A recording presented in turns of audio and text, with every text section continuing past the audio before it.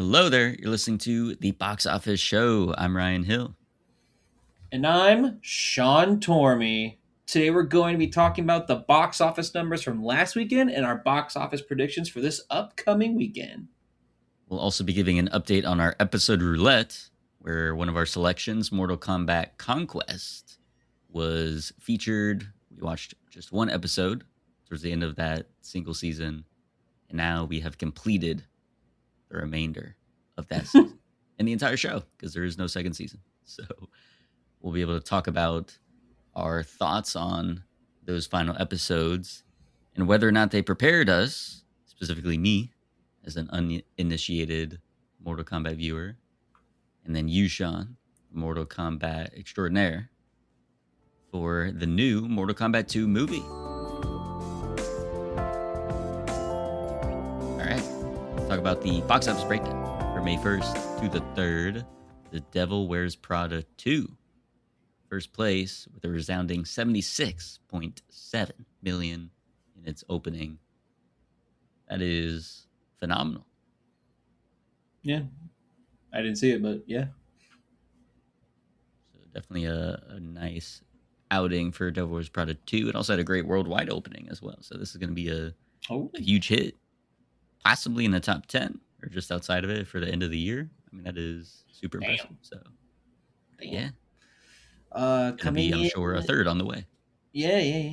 Coming in right behind it, Michael. Which one? No, I'm just kidding. Michael, 54 million, 500 million worldwide. That's actually pretty impressive. I don't know how many weekends has it been now? 2? Is it second weekend? Oh my god, 500 million worldwide already? Jesus. Mm-hmm. So this one, it's gonna pay off, I think, having it on my roster for sure. It is on yours. It was. I remember 2 years ago Dylan had it on his and it got postponed like 2 years later or until now, I guess. Yeah, it was last year, I believe. But sorry, Dylan. Yeah, well, he had the chance to scoop it up, but he did not. But what he did put on his roster, Super Mario Galaxy movie that made 12 million this weekend, bring its domestic total to 400 million. It's still on track to just inch past the $1 billion mark worldwide. True, so, but you're already ahead until even 2 weekends. So with just you're already go head to head with Michael and Mario. True. Well, yeah, but that Michael was worldwide. So Super Mario is sitting at like 850 worldwide at the present time. Oh, sorry. I was just going based off the paper. My bad. Well, it says it there, sir. You learned to read. Yeah, I didn't listen. I wasn't thinking that domestic and worldwide meant different for a sec. I just saw they were both underneath. Whatever. Yeah. But no, it'll be good because Michael, again, we'll see. It looks like it's on the $1 billion track as well if it has really strong legs as it goes into the summer. So, yeah, if his number 2 pick, my number 5 pick, are even at 1 billion, then that bodes well for my box office season. True. 4th place, Project Hail Mary, 8.5 million. Hokum, 6.4 million. Good movie, by the way. You'll never see it though. Animal Farm, 3.3 million. Great book. Haven't heard good things about the movie. Yeah. Lee Cronin's The Mummy, 2.2 million. Deep Water with 2.1 million. That Time I Got Reincarnated as a Slime, the movie. Tears of the Azure Sea, 947,000. Is that like in the running for one of the longest movie titles ever created? Getting some long titles recently. It's getting absurd. Yeah. And then finally in the 10th spot, just short of 1 million, The Drama, sitting at 908K. Almost there. Right. Kind of ish. Box office predictions for May 8th to May 10th, Mother's Day weekend. It's going to be Michael, Devil Wears Prada 2, and joining the mix, Mortal Kombat 2. So some comparisons here. The predecessor to this one, released in 2021, had a $23 million opening. And then the original Mortal Kombat movie in 1995 also had a $23 million opening. Hmm. So Mortal Kombat 2, I think Annihilation came in at 16 million. We don't got to talk about that. In the 90s. We don't So for Mortal Kombat 2, I'm thinking around 40 million. That's it. It'll definitely do more. You think more? Yeah, there's a big hype around yeah. this one. There's a big hype around this one. Obviously, already seeing it, but from like other people that I've seen, people talk about it. There's like a big hype around it, so that's pretty good. Yeah, definitely it'll be the biggest opening of the franchise thus far. Yeah, I'm gonna shoot for the stars. I'm gonna go like at least 50. Come on, Mortal Kombat. I'll give you my money. I'll see it again. Come on, 50. So let's now do Mortal Kombat Conquest. So we watched episode 19. Remember what that was called? I forget what the word was. It was Flawed Victory. And Victory. The word was flaw, but we did the flawed one because it was like, oh, there's a Mortal Kombat TV show that I never heard about. I loved that title. And then particularly, so I saw Flawed Victory. It's all come back to me now. And then I remember the thumbnail was Quan Chi. And I was like, your boy. This looks dope. This looks dope. And he was really from the get-go. I was like, that looks cool. And then we watched it in this dude's voice. It was insane. Again, the makeup was crazy.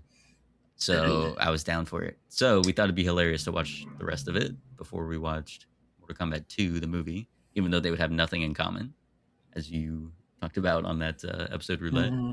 Very minimal crossover there, but mainly because Conquest is sort of a prequel. Prequel-ish, so we're going to feature a few of the characters anyhow. Well, I'll never technically know, but that's just my assumption. So we went through, I have the notes down that we wrote as we went through it.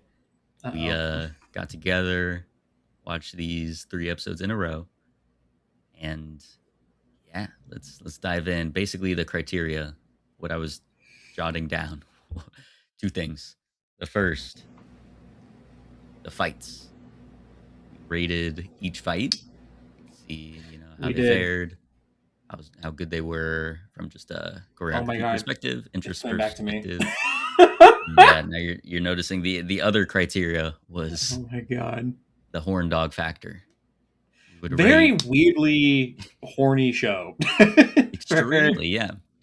So we decided to rate each scene that inexplicably became overt flirtation or just straight up, the build up to the characters boning, which did happen quite a few occasions. So yeah, I need to recap this because I remember I said some weird. I remember not weird things, but like what I said. I don't remember what I said, but I remember it. So it was. And they're sparse notes because again, we're not going to dive too deeply into ultimately a show that doesn't really matter all that much. That's what we're going to talk about later. But episode 20, the first rating we have was a fight. The Edenian random guy. Oh yeah, priest. Yeah, that was good. 8 out of 10. Yeah, that was pretty good. Particular move that you liked was the where the priest picked the guy up, held him overhead, and then kicked him in the ribs. Oh yeah, the axe kick. Oh my god, that was so cool. Bro just held him up and went. It's like a reverse axe kick, though, right? That was great. Yeah. Went all the way up, kicked as high as he could. So that one was fun. A good fight. Yeah. Next one, we got a reptile.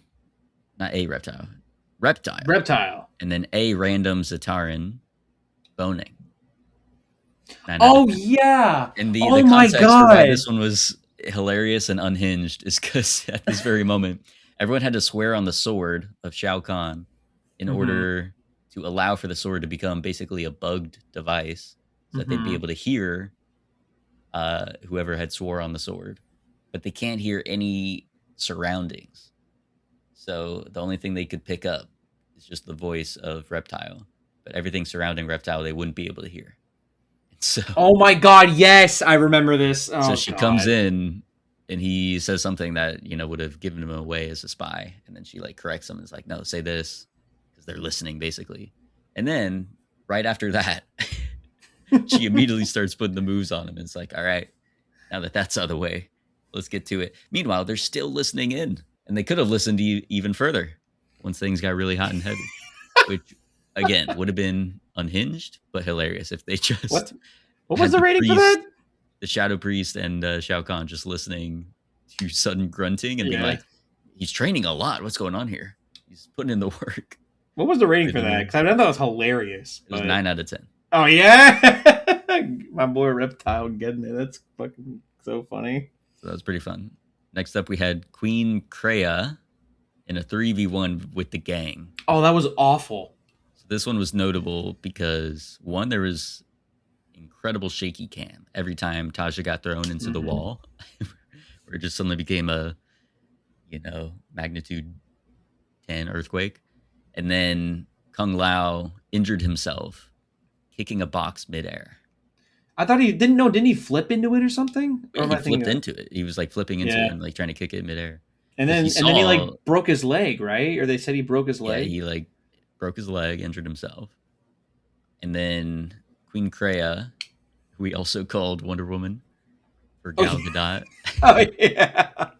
She was given some Wonder Woman-esque line readings there. Yeah. So she died after getting kicked or punched, like hit in the chest once. I forget who did it. If it was Zero or it was a Sarah. Sarah was like the only one who did like any damage to her. Yes, that was kind of absurd. She got taken out pretty quickly. That one was rated 6 out of 10.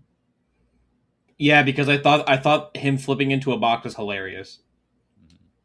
That's the only reason it was that high. All right, next one, back on the horny scale, we have Shang Tsung and Vorpax. You're not a big fan of the name Vorpax. What? Well, yeah. What does that even mean? I think she needs to be in the next Mortal Kombat game, next Mortal Kombat movie. How? Main character. How? In any context, how? So they weren't quite boning, but they were very much talking about it. They wanted to reproduce to give a new army. Mm-hmm. I don't know what the reproductive cycle is like for the Kreia people. Instant. But yeah, we give apparently that 3 out of 10. Yeah. Not too good. And then next we had Shang Tsung versus Reptile. That was pretty good. A 7 out of 10. You liked a lot of flipping. You didn't like that it cut to Vorpax a lot. Yeah, well, but it's because like they're in the middle of a fight, and then it would cut to her, and she's like making a face and grunting, like 5 different times. Yeah, well, she was engaged in the fight. She wanted to know how it was going to go. Exactly. So that was episode 20 for the most part. Quan Chi was not in there at all. Mm-hmm. My white face ghost was your champion. Yeah. So episode 21. It started out Raiden and the random bimbo. Yes, he was named. I don't think. Oh my god! Yes, in the my show. Favorite part of the episode, which is crazy. It wasn't your favorite part because we were 0 out of 10 on this. We said bad acting, out of character for Raiden, cringe. No, it did really. Oh, yeah. I don't remember it that well. Then I guess I didn't really hate it so much. You'll see. So yeah, we saw that and we were just like, "What is going on?" Again, she looked like the Dallas Cowboys cheerleader. Yeah, maybe she was. If we looked up her IMDb and see her credits, I'm sure she also had a time in that. So just a very, again, odd way. Again, inexplicably horny in the show for no reason. Next, we had Kung Lao and Zero versus the random ninja with the skull tattoo. I didn't even rate this one. I guess I forgot to write down what we had. Did I rate it? But yeah, this one he also got injured again. Kung Lao, he got like hurt in the arm. Oh yeah, we didn't even mention that he was just fine in the next episode. Yeah, magically healed is good. Then gets injured yet again. But yeah, so they dispatch this ninja pretty quickly, and then see he's got a skull, which meant something. I forget how they led that into the next thing. But yeah, this episode is when Tasha's old friend, like her other friend and fellow thief came into the picture. So then they have to go to some hidden city in a cave or something. I did forget what the city was called. I completely forgot what the city was called because it's not relevant. Shakana. Yeah, something like that. Yeah, pretty evidently related to Shao Kahn. So they're there, but in order to enter, they had to fight Catwoman in her purple catsuit. Yeah, Remember this one? I do remember that, and it was very weird. Didn't she like jump on a rock and like hiss and then run away, or something like that? Yeah, Something like that, I there were think. random times where she growled, and Yes. then I don't think we saw her again. Again, she left. She fled.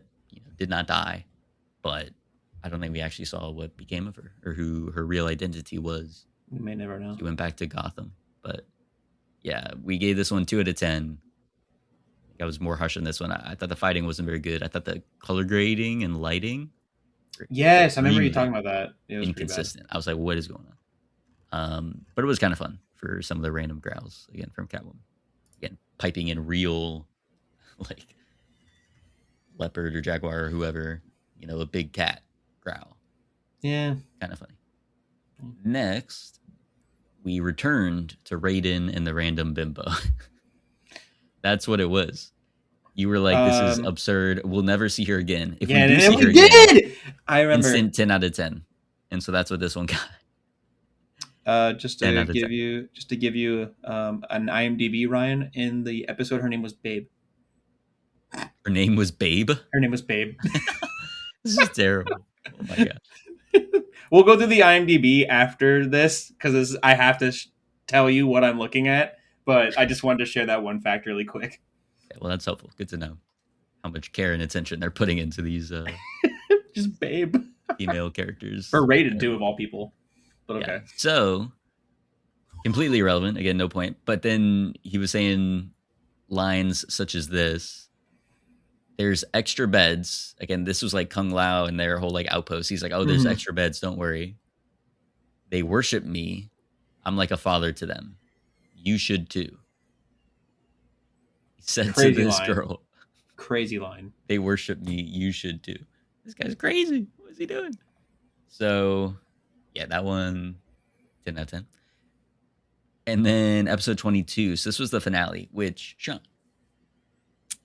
kind of slumbered through a lot of it. Yeah, I know. It started to lose me. It started to lose me a bit. Babe wasn't back. Like, no Quan Chi. Yeah, it was the least horny episode, and there were a lot of fights. I stopped rating them at a certain point because one, again, you're not dialed in for most of them, and then two, this is crazy. Spoiler alert for Conquest if anyone wants to go and experience this for themselves. But they were just killing everyone off.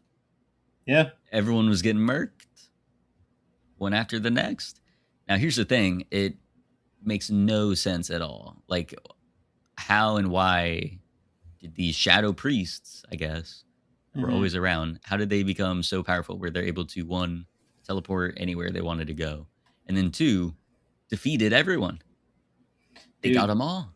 They killed Reptile, and then they killed Kitana, and then they killed Shang Tsung. They did bring Kitana back. That was really weird. And Vorpax.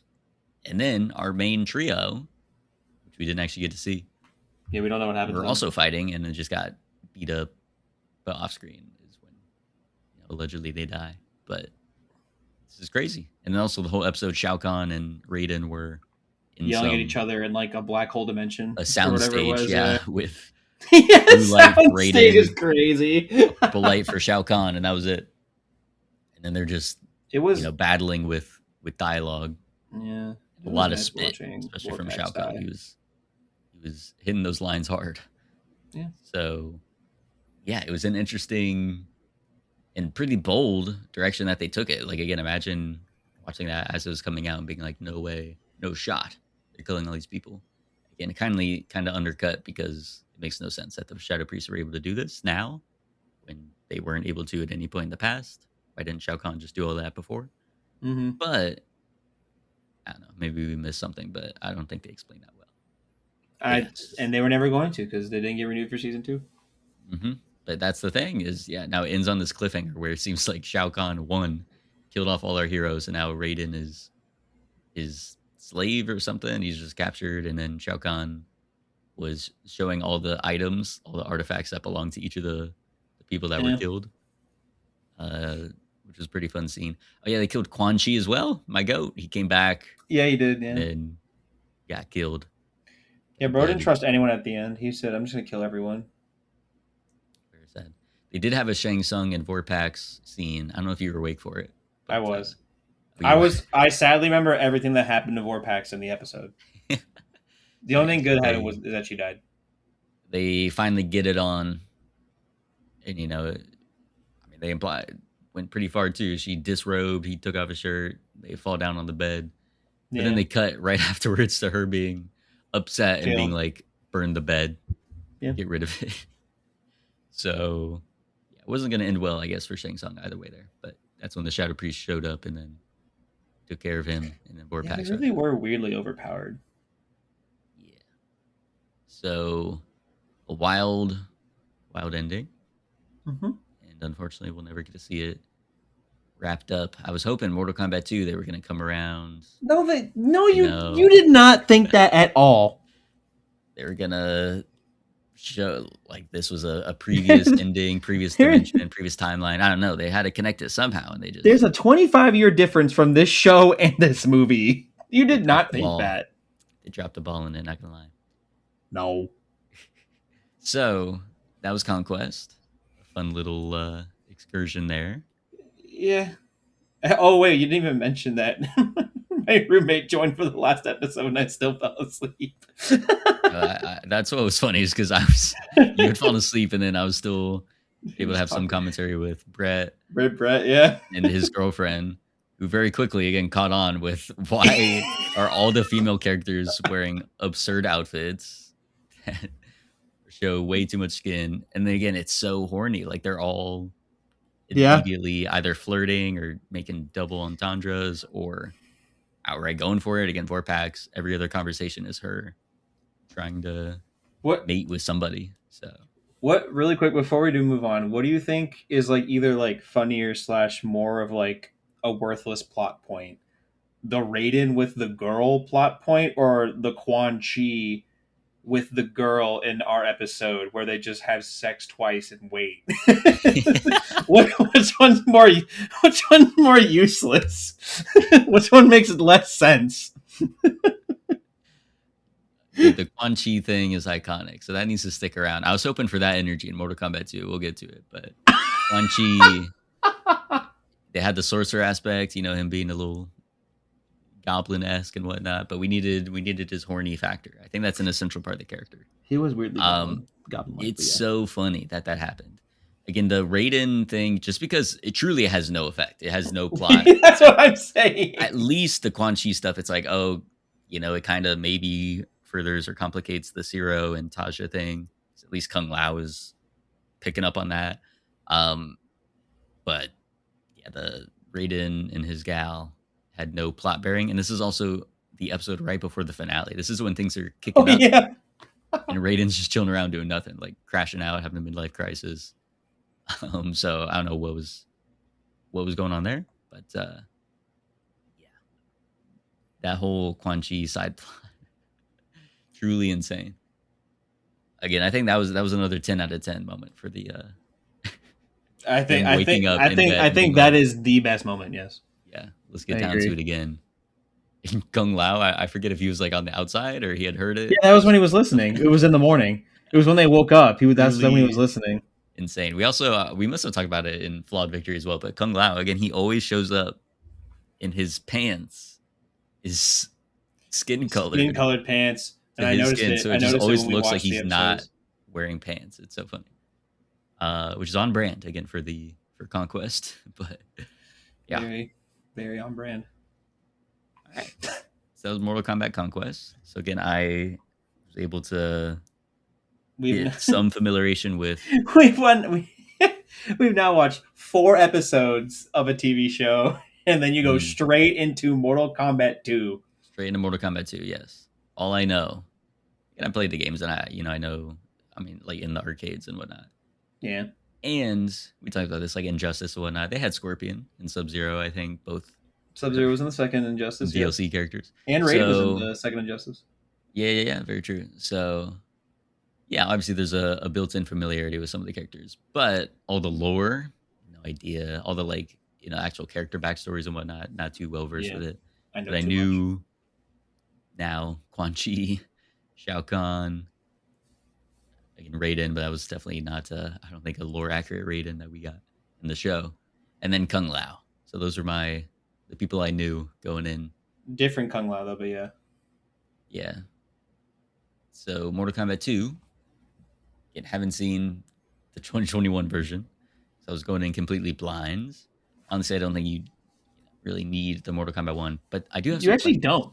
You which really we'll get don't. into it about what some things, because I'm just curious. Because one of the things I thought was interesting with this film, Mortal Kombat 2, was I don't know if it's entirely successful in how they did it, but I like that they sort of introduced Johnny Cage and Katana as the new protagonists, like main characters that you're following that are bringing us into the Mm-hmm. world. So I did like that approach. But yeah, this is what the fourth Mortal Kombat movie. You have seen Live all of live them? action live action Yeah, live movie. action. There's some animated movies. You've seen the OG, Annihilation, the 2021, and now this one. Mm-hmm. So going into this film, what were your expectations based on the previous films? Not like the discussion about Mortal Kombat 2, but just like the previous films. Had they lived up to your expectations? Were they what you wanted out of a Mortal Kombat film? Well, the classic's the classic. There's a lot of problems with the OG one that came out in what, like 95, I think, because it came out before the TV show, I think.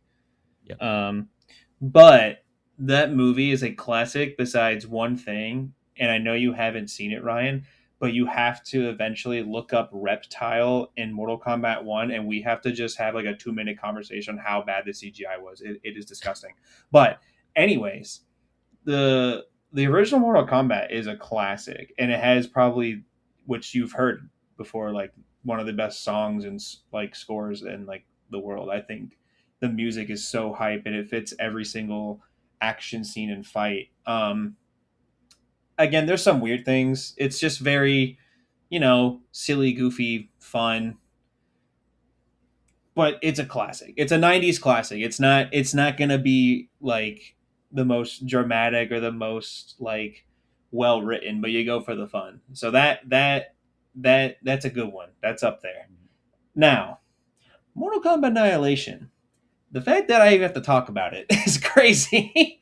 That movie needs to be like Men in Black erased from my mind. That movie, that's not even a movie. Is Oh my it god. so? What's bad about it? The fights are bad. There are So no the fights. writing, so the What was writing wrong? is worse, and so is the CGI. That is Ah, like the one thing that made the first movie good, which was like the fights and like some of the practical effects, gone, right? Because they had to switch in director because the director went on to go film. I think it was Event Horizon. Paul Anderson did Event Horizon, and I think that's yeah. why he left. So they had someone else do it who worked on the first film, and like they just got everything wrong. Like the writing's so bad. Shao Kahn is in the movie. It sounds like he's crying every single time he's speaking, and it's like what they do with Raiden. By the way, they recast Raiden. Which, if you thought Raiden in the show was like weird and horny, you would think the first OG movie and the new one in Annihilation, they were both they're all different. They all are Mm. so unique Raidens. It's insane. But oh my god, yeah, the practical the effects in general, the writing, the story's bad. Everyone in the cast is new besides two people, and that was Liu Kang came back and Katana came back. No one else came back because either it was scheduling conflicts or because the script was that bad. Like Dang, it's just a sore on the eyes. It's so bad, man. brutal. All right. So then going into this Mortal Kombat movie, what did you want? Did you want just fights and you're like, I don't care about the plot? Or were you like, I want the characters to feel true to who they are in the games? You know, the story Well, mode in the games have become more prominent as has gone on. So what was sort of the metrics that you were like, okay, this will be a nice Mortal Kombat movie, a good experience if they have this, and this? well, the thing is it's kind of comparative to the 2021 Mortal Kombat one because that movie, now that I've seen this one, is just a giant setup movie. It literally Mm. is like if they like so they'd make a trilogy. that is complete exposition of a movie. The first one is, and I didn't even hate it, but the plot is way off the rails. The fights are still just as good in that movie, and like the kills and like everything like that, the references, they're great.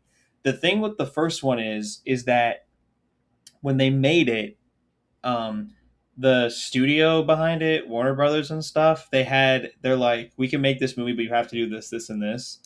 So that's why when we talk about more about Mortal Kombat 2, like the Cole Young thing that I briefly explained to you, like everyone hated Cole Young because it's a brand new character and now he's leading a Mortal Kombat movie and his writing was awful. And then they did this thing in the first movie called Arcana, which has nothing to do with Mortal Kombat, but they're trying to give plot convenience to how they all get their powers. And then the whole thing about the first movie is that it's trying to combine Mortal Kombat like the OG one where it's like, oh, it's about this tournament and it's the fate of the realms, and then you never get to the tournament. Like you never do. That's why this film is so good. It just launches you. It gives you very brief context into the back, like to the new characters, and then it instantly just throws you into the tournament, which was a weirdly kind of fast tournament. It's only a 5v5, but that's fine because it's a movie. You don't want like, it's not like the Mortal Kombat video game where it's like what 10 hours of gameplay, you know. Right. That's why it excels. I think they listened to the fans of the franchise, not really like critics or outsiders, and they made a Mortal Kombat movie that had what people wanted. They took out the things that people didn't want, and they still made it like really nice on the eyes with the fights and the special effects and like the music. Like technically, it was still there, but they fixed a lot when it came to complaints from the original. Obviously, the writing wasn't that good either. We can both agree on that. I think 3 times during the film you heard me say, why did Sonya Blade say that? Like, why? But again, Yeah. not why I watch it. So One of it those was an improvement. instances, you're an actor, so act. There's definitely like a studio note or something got cut out right before that. And then when she freed Katana and go, fight. And then just get hits from Shao Kahn. I'm like, shut up. Oh my God. So stupid. Yeah. All right, so let's dive into Mortal Kombat 2 a little bit. But first, I just want to ask, so Cole Young, is that the guy, spoilers now for Mortal Kombat 2? Is that the guy that gets his head smashed in with a hammer? Yes. So Cole Young, he's supposed to be the main character of the previous movie. He is. So the whole plot of the first movie, Ryan, is that it opens with this is actually happens in Mortal Kombat lore. The Lin Kuei clan, which is Sub-Zero's clan, goes and kills and like completely eliminates the Shirai Ryu, which is Scorpion's clan. Yeah. Sub-Zero kills Scorpion and his entire family, and that's how Scorpion comes to be. That is the entire opening of the first film. And then you go on this journey with a man named Cole Young, who is the child or becomes like the grandchild, whatever, of the kid from the Shirai clan that was saved by Raiden. Raiden like shows up after everyone dies, and he like sees this kid that was hidden, and then you get like title card. So Cole Young has the blood of Scorpion, the Shirai Ryu inside of him. He is a Hasashi because his name is Hanzo Hasashi, and you follow him this entire film. That leads into the whole idea of what Mortal Kombat's supposed to be, and it's just his writing is just so bad. So he's the protagonist. He's the main character. Oh yeah, it's all about him. It's not Scorpion. It's Cole Young in the first movie. If you want to call, Scorpion's only in it in the beginning and the end of the first film. Wow, I have never seen. We'd have to look and see if there's like some other instance of a sequel film that is so unceremonious to its previous main character. Oh yeah, I don't think there is one. Because they introduce, because Johnny Cage like shows up and then sees Liu Kang, is it Jax, and Sonya Blade and Cole Young fighting, and I was like, oh okay, these are all. I'm assuming they were from the first movie, but I'm like, all of them are from the first. They're just side characters, all of them from the first movie. You tell me the main character, Cole Young, who gets a less, like sympathetic death than Jax does in Mm-hmm. this. He gets his head freaking smashed by Shao Kahn's hammer, and it's coming too because you're like, all right, well, I think Jax just beat Jade, and so clearly Shao Kahn, who just got immortal, is not going to lose in this fight. Yeah, I know Brooke he's cheated done and still for. won. Yeah. He did cheat, yeah. Mortal Kombat, and yet he was immortal. It's a big no-no. So he crushes his head. But that's just crazy to me because again, watching it, I'm like, in this film, having no prior attachment, I'm like, these are such stock characters. Like none of them have Yeah. personality. Cole Young was here. He was just saying, "I have family. I have family." Do we see his family in that first film? Yeah, it's all Because we about his don't see him in family. this one. It's all about his family in the first film too. They don't show him with his children at all in this one, and he just Yeah. dies. And then we don't hear. Does the family hear about it? How do they feel? It doesn't matter anymore, I guess. I guess maybe his kid or something is gonna become a future character. Who knows? The problem is I, I like Cole Young and I like the actor, but they made the whole movie about him in the first film, and his writing was just awful. right. So like, I just as a keep Mortal saying Kombat again in fan, this film. Again, he had no character, no personality. No one did really. they Except listened. they got rid of him. yeah, He'll come they back. got rid of him. But I'm like, that's just wild. Like maybe try and write him better. But I guess they want to just use him for the Yeah. kill count. But again, it's like it didn't even have an effect because they didn't build him up at all. You didn't feel any sense of like the history there. So it's like Yeah, that's then kind of whack. and then like the whole point of the first film was like obviously it's for his family and like the whole thing in the first film, Ryan, that you will never get in the second film because they luckily scrapped it because it's such a dumb thing. It was what I explained earlier why they made a plot convenience for why they got their powers. Yeah, the It's Arcana, whatever. yeah. So Arcana it's this like weird like little tattoo of like the dragon, like the Mortal Kombat dragon symbol on their body, and it represents who the gods chose to represent Earth in the tournament. And if you get one of those symbols after a couple like training periods, months, you unlock your Arcana, which is your powers. But if you kill the person that has the tattoo, you get their tattoo. So Kano in the first movie killed someone and got the tattoo on his body. Mm. And Sonya Blade didn't have one in the first film either. She killed Kano in the first film. Spoilers for the first movie. And she got his. So that's why she has those like wrist, like pink wrist things. Oh yeah. But luckily they scrapped all of it. So he had it, Cole Young did, and it took him like the whole film and like this like moment where he protects his family from Goro to unlock it. And it's like this whole thing with like the blood of Scorpion, like it's this armor that absorbs hits and like all this, and then they just throw it away in this film, completely throw it away. Doesn't even That's matter. just crazy to me. That's wild. Um, so yeah, very fascinating stuff there. I also thought it was crazy that Scorpion, we see him in this film again, and his whole deal was like, "Oh, my family got killed, and I'm still sad and upset and everything." And it's like Cole Young has to be related to him somehow, right? And Yeah. so he doesn't care at all. They No. never. Nope. I don't know if they did in the first film, but at least in this film, they They don't did. reference it. They don't talk about Cole Young is now dead. He. He doesn't want to go and see Cole Young's family or anything. Nope. Like, what the heck? And especially So when they go to the Nether Realm, Johnny Cage and Kano, and they like get Scorpion to take him. Like Cole Young would be there because he's dead. Like Cole Young yeah, would be there with his dad or granddad or whatever. But no, they really said, "Yeah, we'll get rid of him, guys. Don't worry, we will get rid of him." that's great. Brutal for the actor, but Not his yeah. fault. But yeah, crazy. Anywho, let's talk about some undeniably awesome things. That would be Liu Kang and Kung Lao. That was such a good fight. This fight was awesome. I was like, we needed more of this stuff, and this was the moment too, because up until now, like obviously Liu Kang, I know is the front man basically of the whole franchise, the original like main character, right? And In the plot, he's like the winner of the tournament, so he yeah, is a major character. But like the faces of Mortal Kombat will always be Sub Zero and Scorpion. But yeah, you're pretty yeah, right. which is interesting how that happened because yeah, they had a I don't know shoehorn. They'll always shoehorn Scorpion into uh something. So he was on the poster for the previous ones. He's still on the poster for Mm-hmm. this one. They had to bring him in. So Yeah, I This is think barely that's the film. funny that Scorpion's like the actual face of the franchise, but the main character is supposed to be Liu Kang.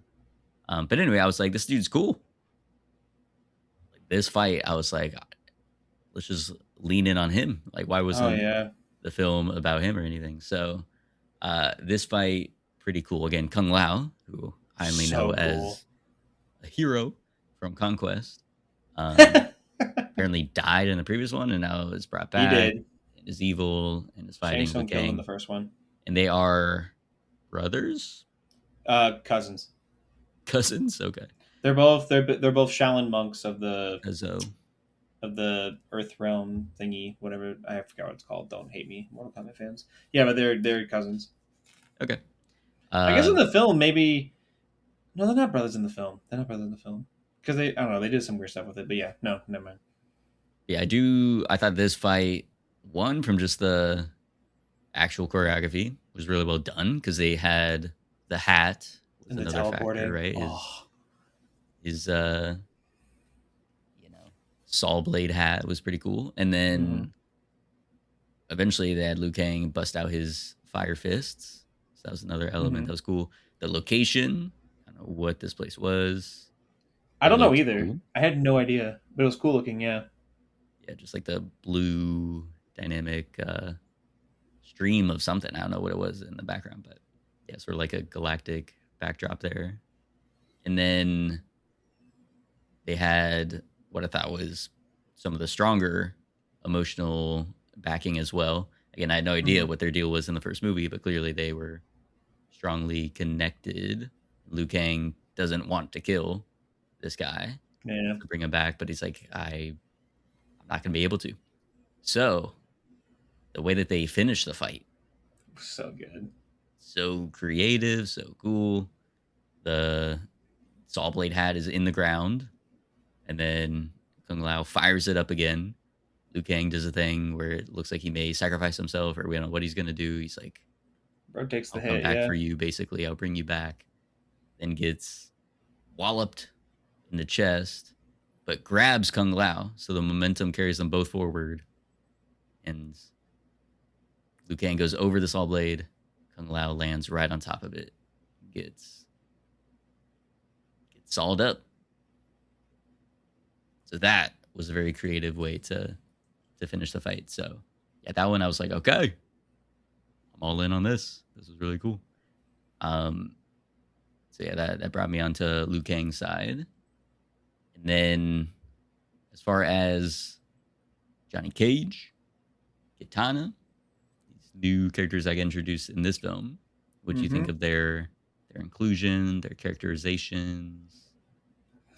I mean, going into it, I didn't think it was going to be about Katana because they've really like in the trailers really hype up Carl Urban, Johnny Cage kind of thing in the trailers. So it's like I don't really know where they were gonna go with it, but I knew it was about the tournament, obviously too. I like both. I think the actress for Katana did really well. I think her material is pretty good.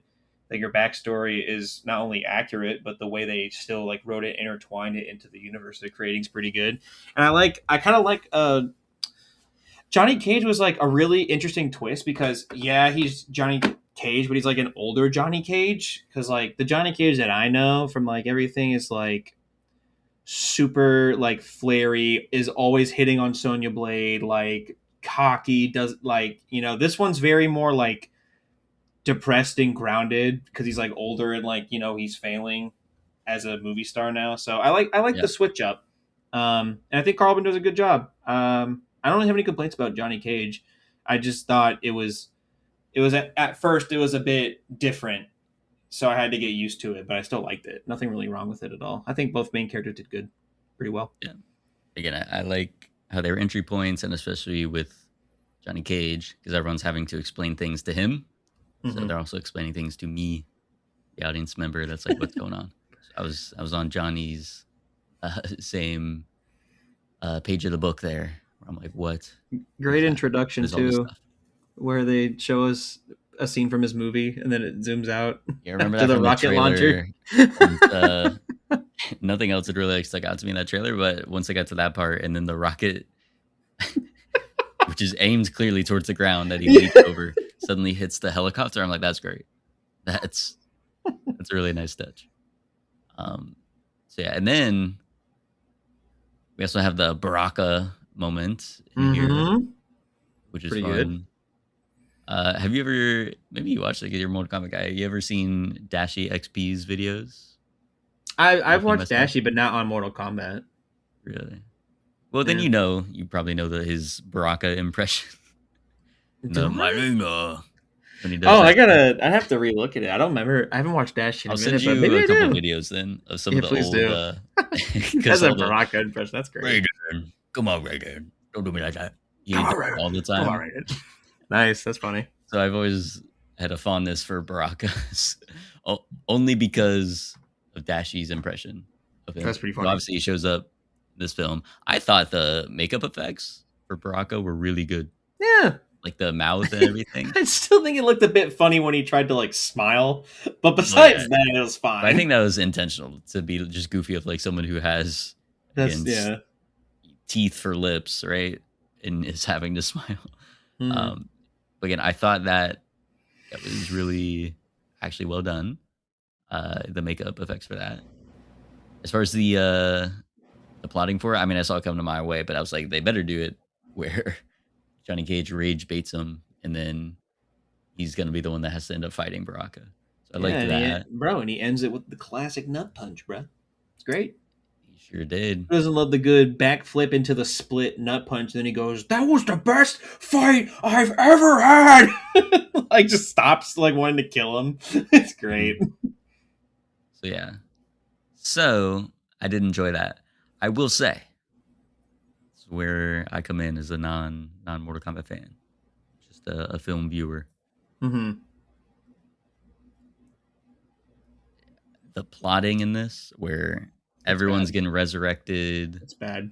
randomly, they have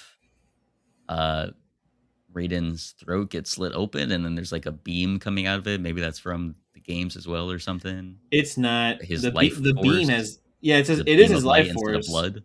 but it's not a beam. Well, he's a god, not an elder god, so he's immortal. And they took his life force, so he could die, but he was hanging on by a thread, kind of thing. I'm assuming Sure. that doesn't happen in the games. So Sure. So whatever that nonsense was, and then the amulet. Maybe it was in the first movie, maybe not. it was, and it has a greater purpose in the games. I feel like okay, so the amulet has a greater purpose for a whole different villain that has almost nothing to do with Shao Kahn. So I feel like what happens at the end of the film, like when like the whole thing like breaks, I feel like in the next movie, if they go the direction I think they're gonna go, the amulet will be back, or like someone's gonna like fix it because Mm. the amulet belongs to a certain someone that's in the games, but yeah, they don't really do Who a is great it? job explaining it. His name's Shinnok.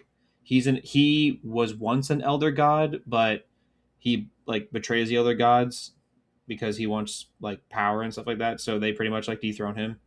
And they say you're not one of us now. And then he in Mortal Kombat 4 was when he was the main villain, and then he was the main villain again in the reboot series after 9. He was the main villain in 10. So he wants to merge the realms like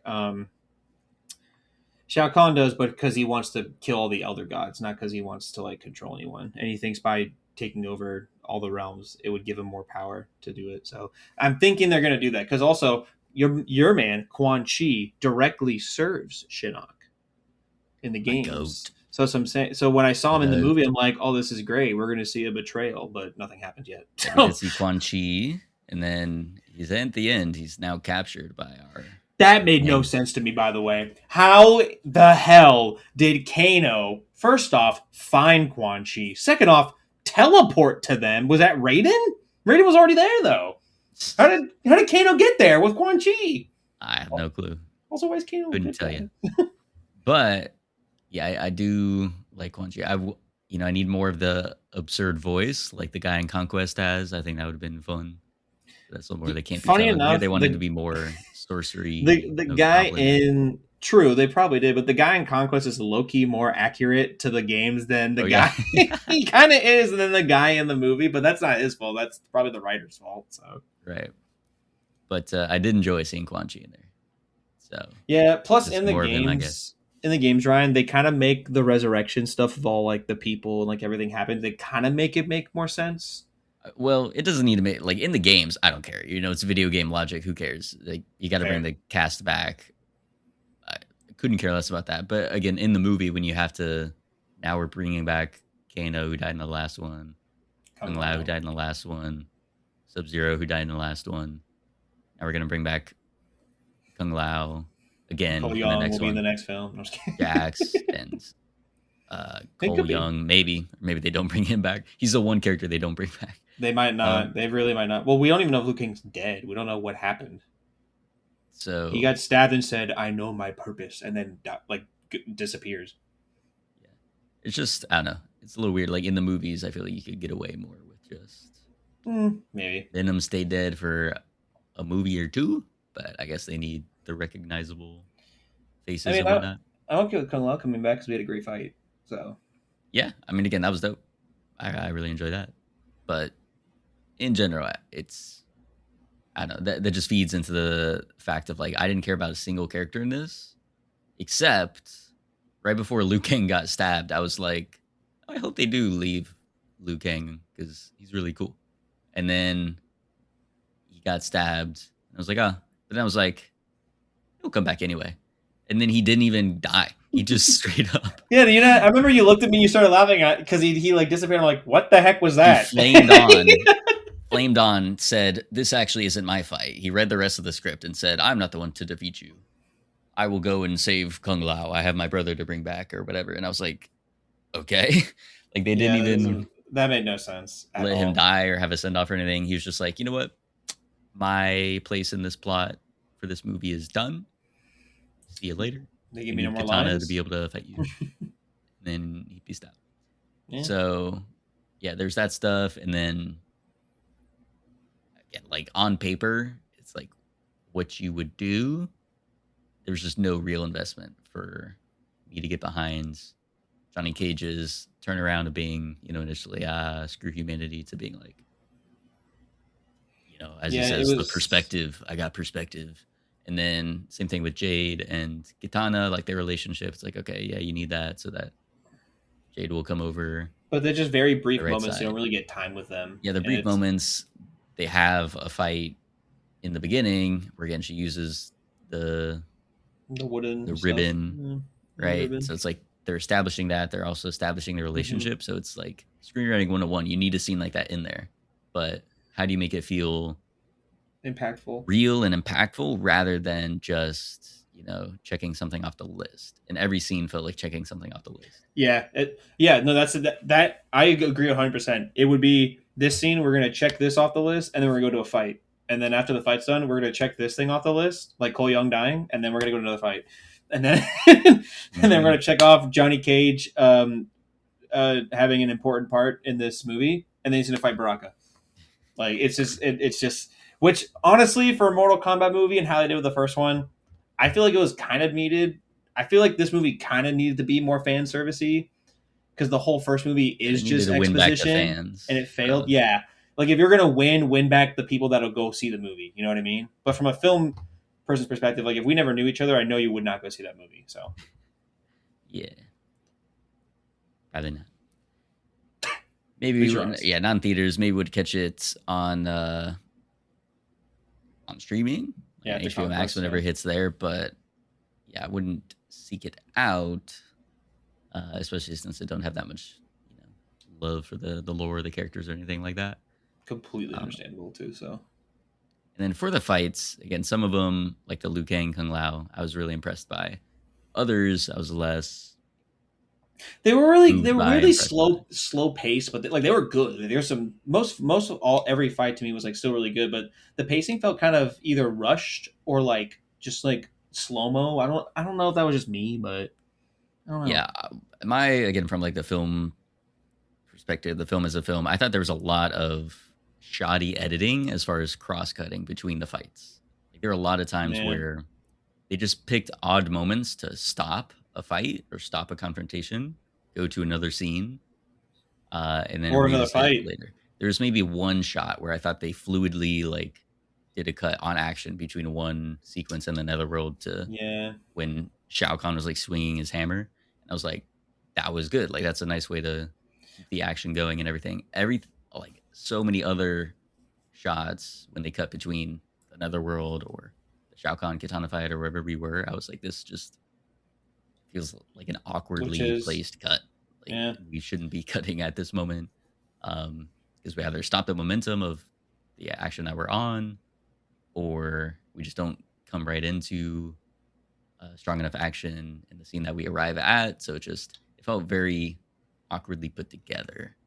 I mean, that's another reason why the Kung Lao Liu Kang fight went so well, because after you watch Jax win and Cole Young die, it goes straight to their they fight, just dedicated and then it doesn't to cut. It doesn't Liu Kang cut. and Kung Lao, yeah.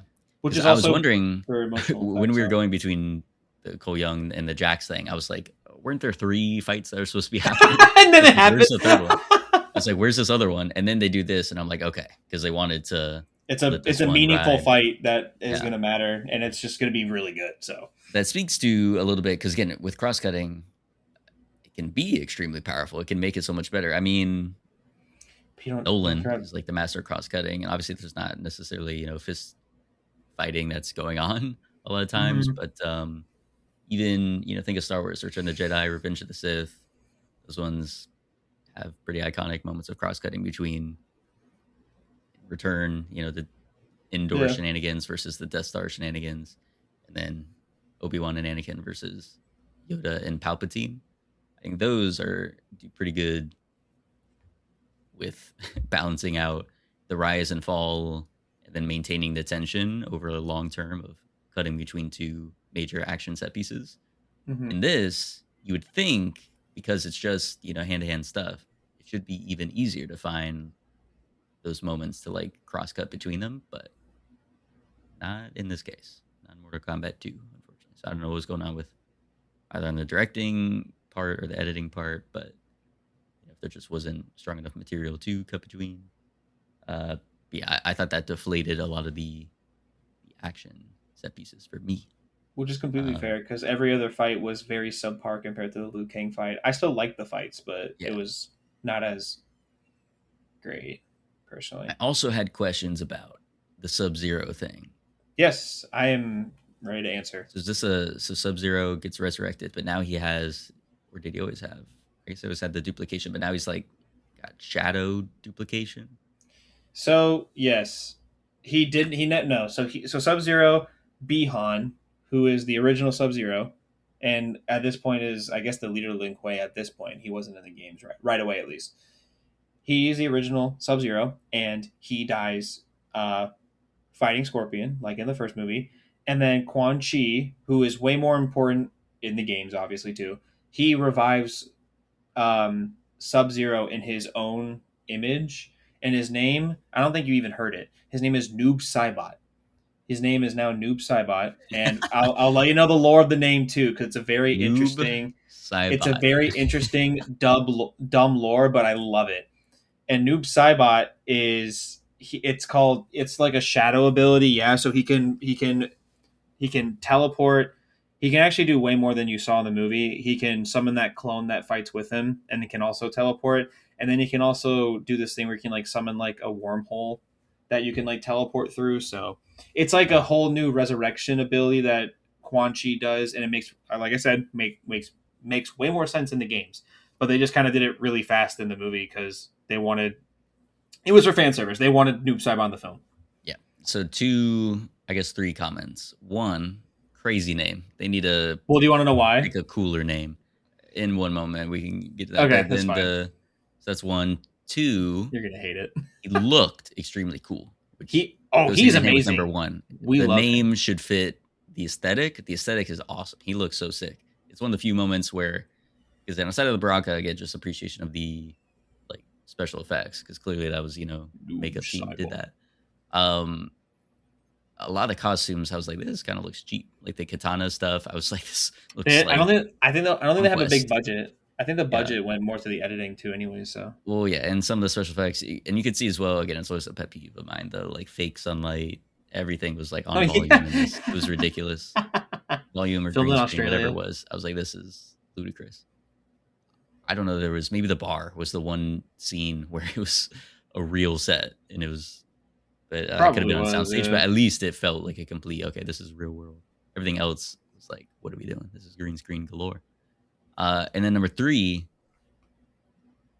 he seemed very overpowered. I was like, this guy should have killed Johnny Cage in 2 seconds, and then also Kano in 3 seconds, and probably should have He beaten Scorpion he as well. This he guy definitely has he should have. teleportation, shadow clone, all this nonsense. So yeah, they probably maybe in the games, since you know all the abilities, maybe the power scaling there makes more sense. But it seemed to me Oh like I yeah. was like, this guy should have been mopping the floor with these. Well, you did see a little brief at the very end of Johnny Cage's powers, which is also sadly enough called shadow abilities, which is different from Noob Saibot's abilities, completely different, but they're called shadow abilities. I think Shao Kahn has similar abilities. Like, you know how Shao Kahn did like that green rush attack like 2 different times? It's kind of Yeah, similar. I Similar did see life that. Yeah, energy. those are cool. So I got hyped for when Johnny Cage did that Yeah. kick maneuver, which looked cool. Yeah, and the way they did that with the green ramming Shadow thing kick for is Shao so Kahn cool. So as cool. well, it looked pretty cool. Yeah. So, Noob Saibot, All right.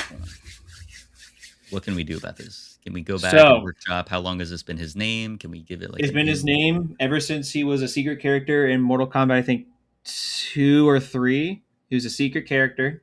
Yeah, you do after you do some weird stuff in the game. Noob Saibot is named after the creators Ed Boon and John Tobias, and it's their last name spelled backwards. Okay, I That's feel it. like we could. That's it. That's literally it. It's just Boone spelled backwards and then Tobias spelled backwards. Noob Saibot. Okay, Noob Saibot. Noob Saibot? How do you spell that? Noob and then Saibot.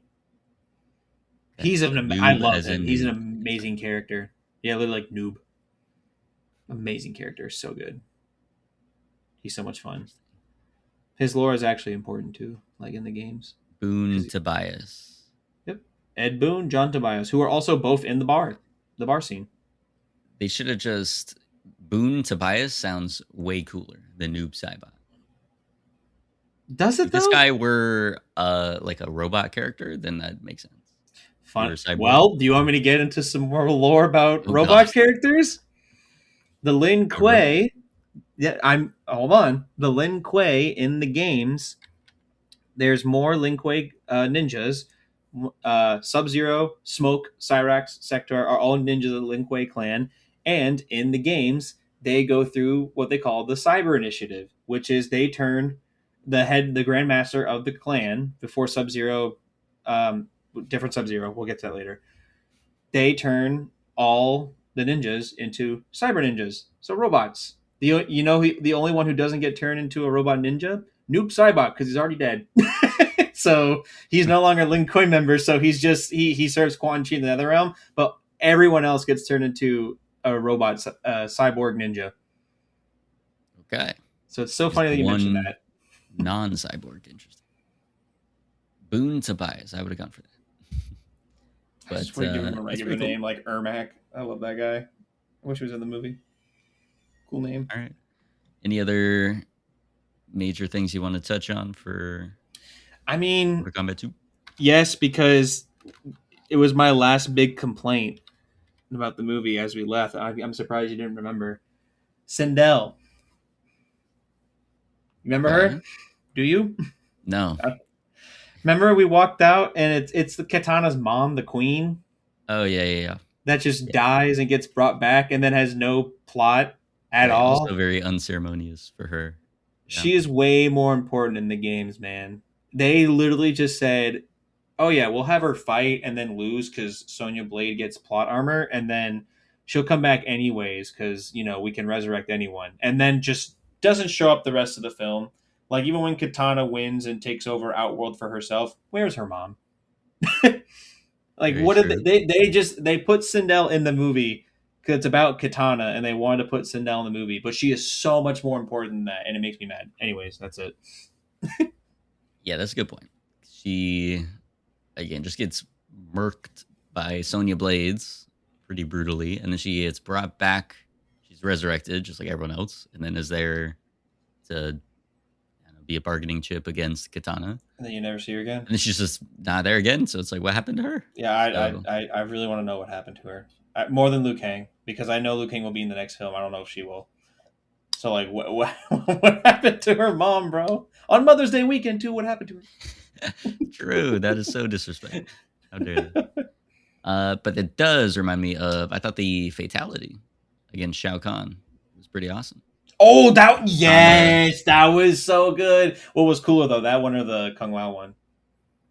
Definitely the Kung Lao one, just because that was less. It was obviously sort of building up to that in the Shao Kahn. It was a bit more surprising, but I was just kind of like, okay, cool, stab Shao Kahn, dead. Oh, the fans come out. Okay, it's like an actual fatality, and then she spins him like, nice. Yeah, let's go. So that was sick. Three or four different layers of Shao Kahn's face. Yeah. Falling to the ground after that one. Every other kill kind of sucked in the film, honestly. Like Cole Young's head, and then Jack just gets stabbed. But at least Jack's like slightly emotional, I guess. I don't know. Yeah, they tried to make that one have more emotional impact. You would have loved Kung Lao in the first film because he uses his hat to kill this vampire lady named Natara. Honestly, kind of in a similar way in this film, he throws his hat on the ground spinning, and he rides the vampire bat lady into his hat that's spinning. It's so sick, dude. It's so cool. Yep. All right.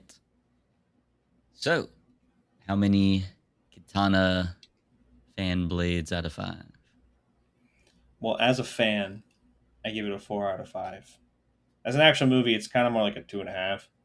2.5, because it's like, it's just it's not really a film, but for a Mortal Kombat fan, that's a solid 4 out of 5. That's pretty good. It was great. I had a great time. Yeah, you're enjoying yourself a lot. So that's great to hear. The fans' perspective, it delivered. It did what it needed to do. So we'll see if enough fans will agree there. Go out and see it and get Mortal Kombat 3, where they go and resurrect everyone else. I mean, maybe. Quan Chi's still alive, and Shang Tsung, the 2 sorcerers of the film. That's true. The horny ones. Not too horny in this film. Again, we need to up the horny factor in the next one. I don't think I want to see these versions of them get horny, I'm going to be honest. I don't think it's going to work like that, dude.